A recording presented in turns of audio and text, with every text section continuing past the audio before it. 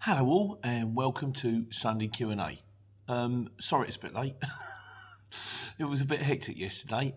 Firstly, I had a job on Saturday. It's my second Saturday running, and I'm hoping with my work time directive, you are allowed to do two on the bounce, providing I think you've got to pay them back and you can do the next two, but I'll find out. If not, I've infringed and I will know better, but I don't think I have.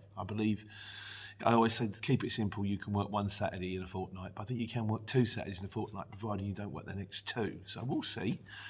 I had a delivery into LEZ, or ULEZ rather, right in the city. And I mean, to drive our truck into the city, to drive like my 7.5 tonne in, is I think 130 quid just worth it in zone charges. But they paid it. And they paid more, so it was worth it. And then I got a new telly. I got a new telly. Yay! I got one of them Philips Ambilight things. I wanted one for ages. It sounds gimmicky. It fires lights out the side when there's a film on. But it's not. It actually works really well. But it wasn't quite so straightforward as just putting a new telly in. It's like, well, the TV that was there is now going there, and the TV that was there is now going there, and that TV's now going there, and then I've got to get all the remotes synced up, and then why is the soundbar not working? And it's just, it was one of them. Anyway, it's not about career driving, you're not interested. Right, so, firstly, thanks very much for all the multi-drop comments. What I'm going to do is I'm going to do a monthly video, and it's all kind of tied in with the circuit mob. Now, as I've said before, I do videos on another channel, and I'll do you a link. They pay me to do it. It's the people that the circuit mob, and they said we've got this app, and I checked it out, and I think it's very, very good. But there's loads of videos, but they're more geared up for multi-drop drivers, more your Amazon, Hermes, Argos, Parcel Force mob, which is kind of where in the CX we're not really multi-drop. 10 drops we think is a multi-drop, which I know some people who do proper multi-drops will be laughing at. But also by way of saying thank you, I also do kind of a video a month forum regarding, sort of just drawing attention to this circuit thing. And I wasn't quite sure I was going to do it going forward, because you can't just do a video a month saying circuit's great without people going, come on out, Peter. Come on, play the game. This is not what it's all about, is it? But fortunately, you guys seem to be doing an awful lot of comments, so I would do a video a month. So if you've got any comments on the multi-drop, please do. And once a month, we're going to do a discussion video on pros and cons, genuine stuff, genuine comments, pros and cons of the multi-drop, how it works, what are the pitfalls, what can you do to make your life easier, how does it compare to six, that kind of stuff. So thanks very much for all your comments. They will be coming out. This week, however, the main video was, I did a video for a guy who basically was tramping, got to the place at 3:30 and the place was shut, and he had to deliver it the next day, and he said, how do I get around this? So it's sort of, the video was, what it has to be delivered ASAP and you get there and the place is closed. David went to my mate David Crisps, my good guitar playing friend, who's also got his own channel, by the way.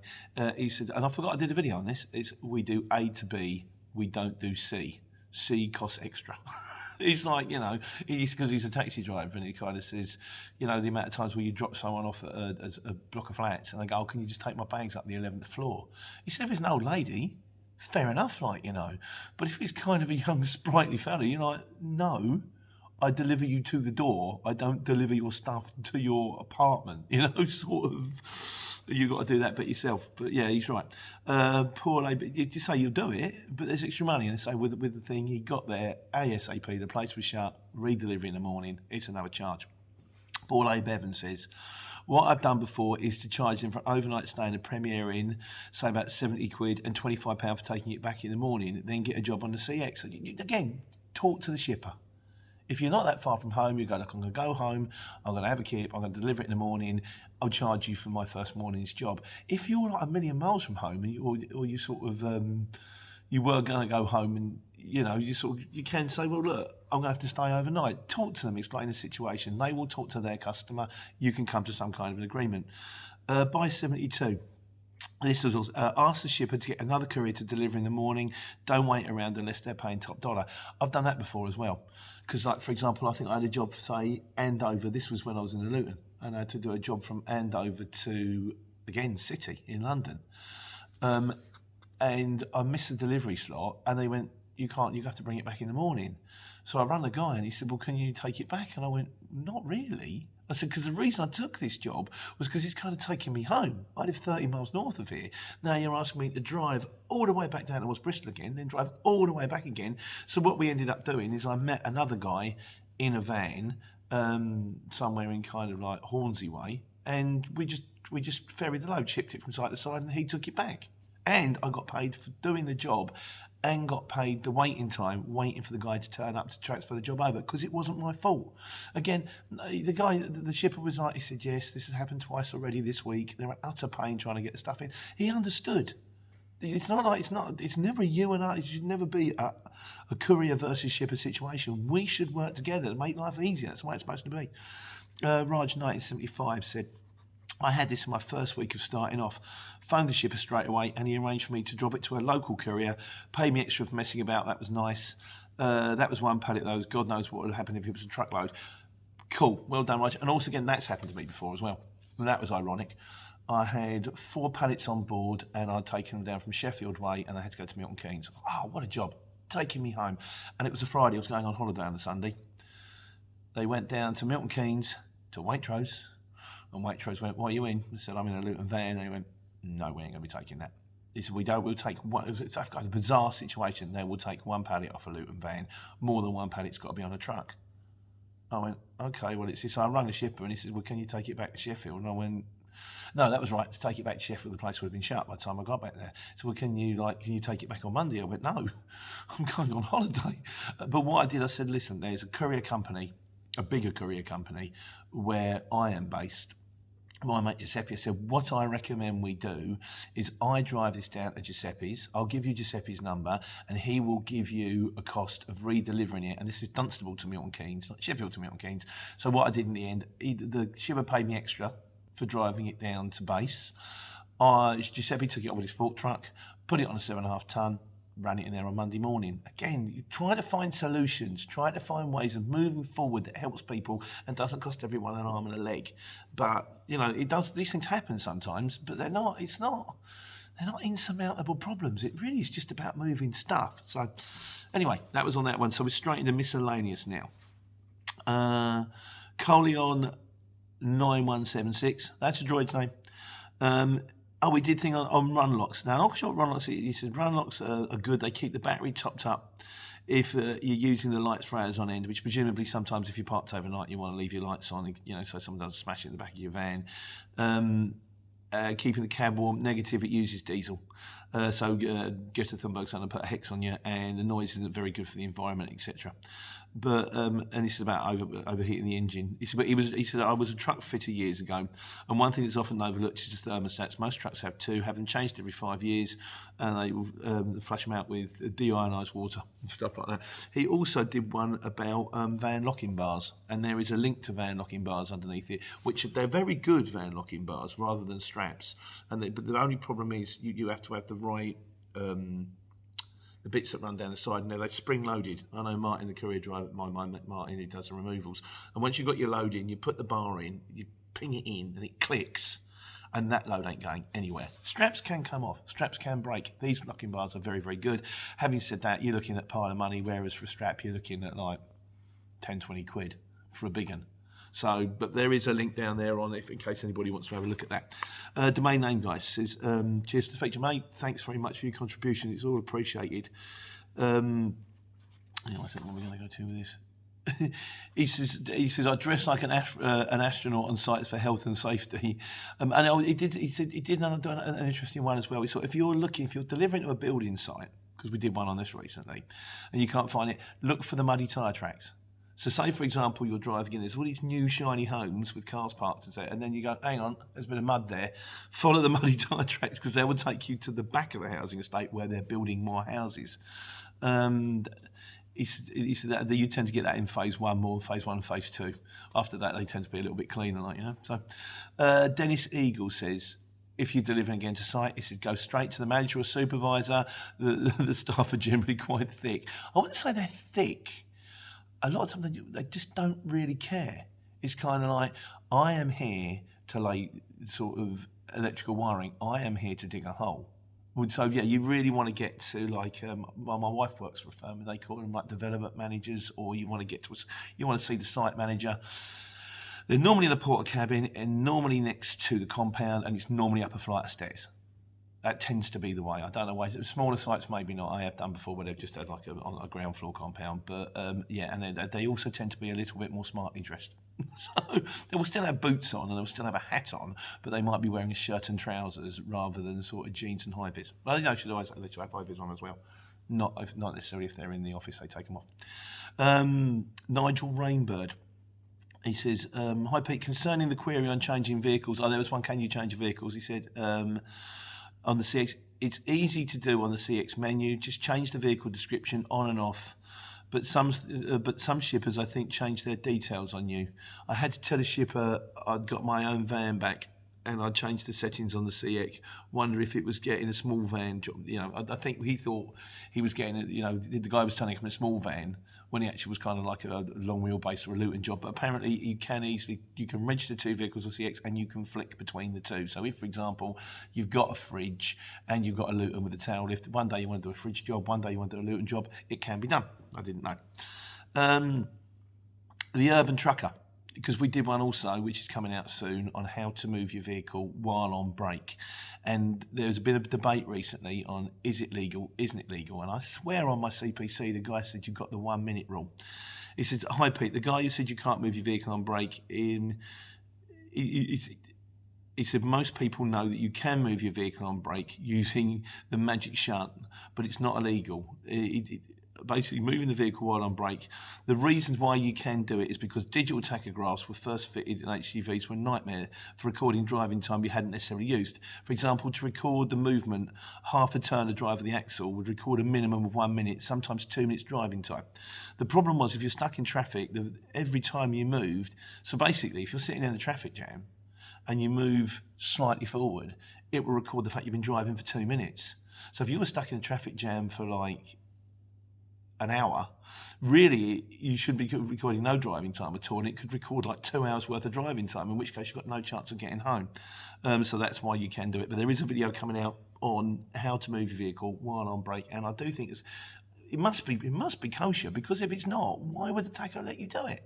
But anyway, it does happen. So, Godzilla's, out of interest, I'm getting quotes for £4,000 to insure a 7.5 to 18 tonner. That sounds high to me. The problem with the insurance thing, it's so many imponderables. How old are you? Where do you live? Where are you parking it? How many points have you got? What is your history like? Where is your location? When we were driving Luton vans, I've got a Luton van just parked one side of Dunstable. My mate Martin, who I mentioned earlier, has got one parked the other side of Dunstable. We're not too far different in our sort of no claims and all that, but because of the postcode, his was double mine. In the end, he just said, I'm going to park it up the yard. I'm going to drive it 2 minutes up the road and park it there instead. It's just crazy. But yeah, I think we pay on average on the lorries about $1,600 a year. And that's kind of for your goods in transit and your insurance and all that. But then we are a bunch of sad 50-year-old men who really have got pretty clean licences and no accidents in the foreseeable, So, but yeah, mate, I mean, we use BCD. I'd recommend you give them a go. If you do, please mention my name. They pay me. But I also use them because they work with the CX, and they've actually, most of the time, they give us the best quotes. So there we go. Nailed, and if you do mention my name, it might get you somewhere further, but I doubt it. Nail John says, hi Pete, came across your channel. Cheers. I've been away driving for a few years. I'm looking to return. Driving hours and work time directive are doing my head in. More about getting around them than driving. Do you do manual entries, Pete? It seems hard to figure out. No, I'm going to tell you what I did a video recently. I don't know, that seems to be my epitaph, but this is the mantra today, isn't it? Keep it simple. It's not hard. Just do. The easiest way to get around it is to just do 2 jobs and knock. Pick your first job up, drop it off. Pick your second job up, drop it off. Don't go more than about 150 miles, because there's a good chance you won't get back. And take your breaks whenever you can. But there is, if you just stick to the rules, you do get a little bit savvy to it afterwards. Like, well, I can take my full break here, but if I take my full break here, then I'm going to have to reset it later. Alternatively, if I go another 2 hours, get closer to my 4.5 hours and take a break, then that'll reset me for coming home. You get kind of a little bit sharper to it. Don't get me wrong. Sometimes I'm thinking, I just took a break. I wish I hadn't bothered. Sometimes going, I didn't just take a break. I wish I had bothered. But on the whole, it's not. You do get a hang of it. You get in a kind of routine. I got in a routine. routine. Then they threw that 11th hour at me. Then I tried something else, went horribly wrong, and I went, no, I'm going back to the old routine. But if you stick to that routine, our cars are clean.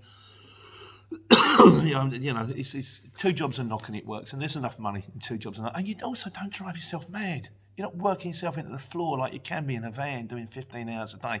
Do your job, do your second job, go home. Mr. Bruce, he says, you're a superstar. £12.50 an hour to drive a 7.5 tonne. Where do I start? Plenty of years experience, national out tramping, regional, that kind of thing. Do me a favour. Mr. Bruce, I'm ever so sorry. We're not actually recruiting 7.5 tonne drivers. We'll be recruiting soon, I hope, because I had the phone call from the operator's licence. Of course, things aren't quite right. We've got to fiddle with it. But we're going to be looking soon for 3 18-tonne drivers in the Coventry area. But I'll keep you informed on that one. I'll tell you why we're not getting more 7.5 tonnes. There were 2 jobs on Monday for me and Harry. I'm in the 7.5 tonne, Harry's in the 18 tonne. Both of them were picking up from the same place and dropping off to the same place. The reason was it's air conditioning machines out of Mitsubishi in Milton Keynes, and they had to move 36 pallets or somewhere about that. So what they did is we're going to bring in a 7.5 18 tonne, put as many pallets on that one. Then we're going to bring in the 7.5 tonne, put as many pallets as we can on that one. Then we're going to bring in the 3rd vehicle, and whatever's left off, we're going to put on that one. So it was the same job, picking up at the same time from the same location, going to the same location. I got 250 quid. Harry got 330.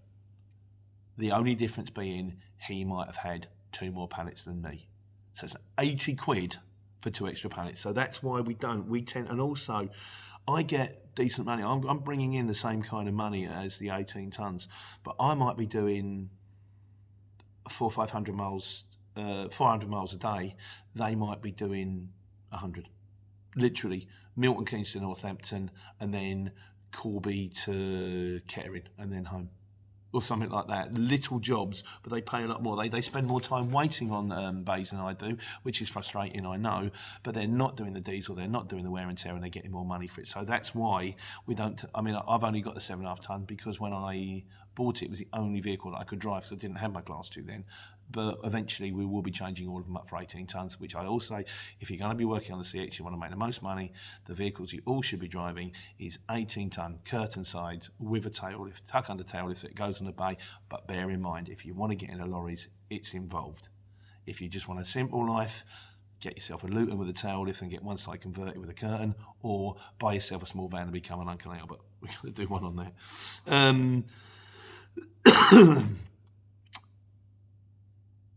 But the trucker says again, coming back to the thing, he said, I believe that some people are missing the point about jobs being offered. He said, the reason I would say that most people watch and follow your channel is because you're self-employed. Yes, we could all go to work for someone and get all the so-called benefits, less hours, pensions, etc. I suspect, like me, Pete, along with a lot of others, you are unemployable. Yes, you're dead right. I only ever went for one. I think I only ever got one job interview in my life, and that was working in an office. That's part of the student thing, and I only got it because it was to do with the student thing. It was £35 a week working in central London. They pay my travel. I was the only person who went for the job, and the lady who interviewed me said later. We got on really well, but she said after the interview, after you left, after offering you the job, I put my head in my hands and went, "Oh my God, what have I done?" Yeah, I'm not really that kind of guy, and particularly as you get to once you've been used to working for yourself for a period of time, it would be very difficult to go back to working for someone else. Just being ordered about by somebody who you think what you're telling me to do is utterly pointless. And paperwork, I absolutely hate paperwork. Can't get my head around. Moving bits of paper around drives me mad. So yes, we are kind of doomed to this kind of life. I suppose I'm lucky to have it. Domain name guy says he says I saw a job advertised yesterday on the money again. We're on still on the money here. Saw a job advertised yesterday for a 7.5 tonne agency driver, £14 an hour, 8 hour day, 5 shifts a week, no weekends. It's £5.60 a week. The best bit. But his driver's CPC is expired, so we can't do it. I had a word. I've got a job on Tuesday because it's the bank holiday, going to Bournemouth, and I was speaking to Josh at HBC, and he said, "Can you come down a bit on the price?" In fairness, my price was pretty good anyway, and I did come down a bit because they're mates and all that kind of stuff. And Josh turned around and he said, "I understand. I know what it's like out there at the moment. It strikes me that particularly with the introduction of IR35, just general driving things, there does seem to be a bit of a driver shortage, and the cost of I'm seeing adverts everywhere. You know, it's this £1,000 golden handshake, and we pay £20 an hour. For HGV drivers, we pay £30. There seems to be quite fierce competition to try and get drivers at the time, which could impact on me when I actually try to get some up in Coventry. But I'm hoping, because what we've had to offer, we might not be paying the most, but the kind of job's quite nice. 2 jobs and knock. When you're done, you go home. You get paid anyway, whether you've done your hours or not. We do pay £15 an hour overtime. So, but yeah, it strikes me, guys. Don't quote too cheap at the moment. I'm getting the prices that I'm quoting, and I'm not struggling for work. But we did the pandemic, didn't we? We had to work for nothing forever. We became what they call it, sort of key workers. It'd be nice to get a little bit back now, wouldn't it? Fingers crossed on that one. Jack Farrell says, "Is a Dropside any good for the CX?" I meant to actually work out what a Dropside van was. I don't know what a Dropside van is. I'm clueless to this stuff. Let me know what a Dropside van is, and I'll let you know. But I should have Googled it. I didn't get around to that one. It's like I said, it was very busy yesterday setting up tellies. Tivioso Cornwall, he said, "Hi Pete, I think it's about time every courier put £5 on a job. Each job, diesel has shot up since Christmas. £5 on each job, maybe £10 a day, which is 50 quid a week, 200 quid a month." He's right. Diesel's now 130, 140. I used to get texts to tell me how much my diesel is. I haven't. I've got to ring them and go, "You're not even telling me how much I'm paying at the moment." But yeah, like I say, diesel's getting dearer, drivers are getting dearer, so therefore it's going to have a knock-on effect. I think he's right.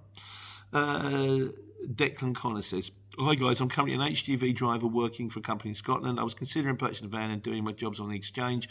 Wonder if it's worthwhile doing my research." Right, Declan, Scotland's tough because it's such a beautiful, wide open country.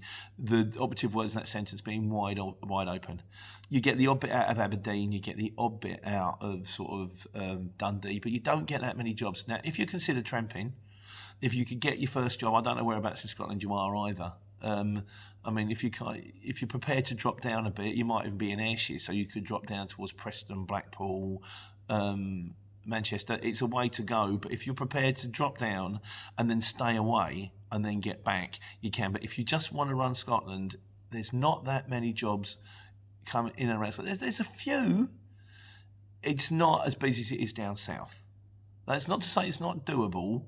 You certainly have more chance of making the proper money if you're prepared, even if you're prepared to stay out 1 or 2 nights. So you might be able to go Scotland to Manchester, Manchester to Northampton, Northampton to Wales, Wales back to Scotland, that kind of thing. That's more possible, but there's not a ton of work that comes out of Scotland. So, TML136, he said, we were on the multi-drop thing. Again, like I say, there will be a monthly discussion video on the multi-drop thing. Yodel are just as bad. Used to work there on the loading bays.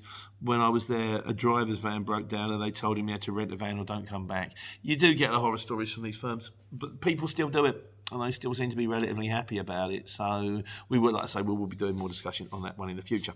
So that's it. Like I say, sorry it was late. I still haven't fixed the TVs. I've still got to do the one upstairs. But I did manage to get the soundbar working, which was driving me mental. I thought I was going to have to buy another one. So, again, not about career driving. You don't care.